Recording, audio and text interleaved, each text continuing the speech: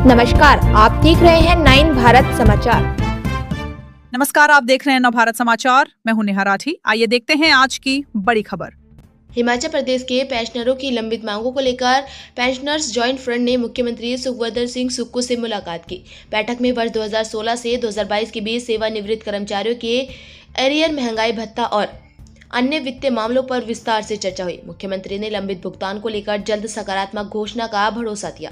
Himachal Pradesh pensioner joint front के प्रदेश अध्यक्ष आत्माराम शर्मा के नेतृत्व में प्रतिनिधिमंडल ने मुख्यमंत्री से मुलाकात कर लंबित वित्तीय मामलों को प्रमुखता से उठाया। फ्रंट में मांग की है कि 15 अगस्त के अवसर पर वर्ष 2016 से 2022 के बीच सेवानिवृत्त कर्मचारियों के लंबित एरियर का कम से कम 50% भुगतान करने की घोषणा की जाए।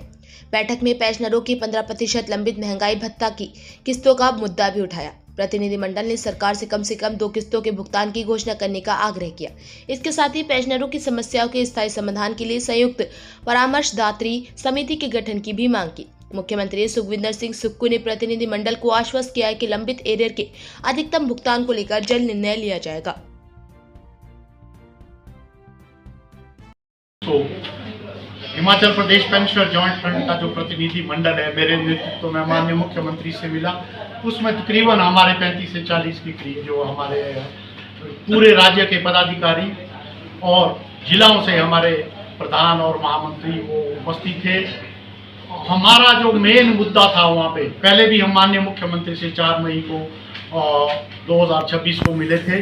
तब भी उनसे यही बात हुई थी कि हिमाचल प्रदेश के जो पेंशनर है उनका एक बहुत बड़ा जो उनके ड्यूज़ है, और ख़ास करके जैसा आप लोग भी भली भांति जानते हैं, वो पेंशनर जो 2016 के बाद रिटायर हुए अब उनका बचा है।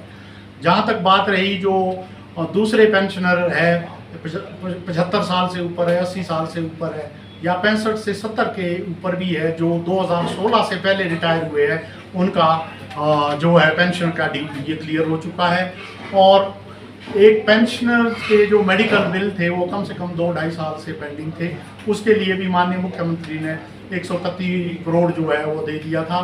तो जितने भी हमारे मेडिकल के बिल है वो जो तो यहाँ हेडक्वार्टर में है, चाहे डिस्ट्रिक्ट हेडक्वार्टर में है, चाहे सिटी में, वो तो क्लियर हो ही गए हैं। पर फील्ड में भी जो पैसा डिपार्टमेंट वाइज जा रहा है, तो हम उम्मीद करते हैं कि वो फील्ड में जितने भी हमारे मेडिकल के बिल जो पेंडिंग है वो भी क्लियर हो जाएंगे।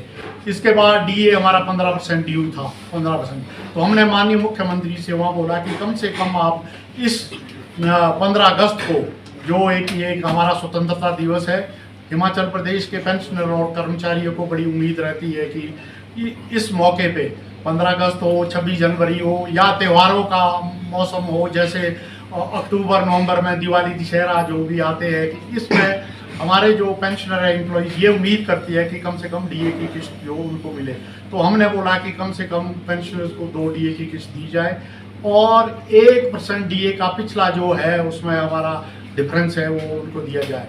तो माननीय मुख्यमंत्री ने ये बोला कि मैं अपने जितने भी हमारे फाइनेंस के अफसर है और चीफ सेक्रेटरी और सेक्रेटरी फाइनेंस से मिलके जितना भी जो कुछ हो जाएगा, खास करके वो पेंशनर जो 2016 और 22 के बीच रिटायर हुए हैं, उनके लिए मैं कुछ ना कुछ घोषणा जरूर करूँगा।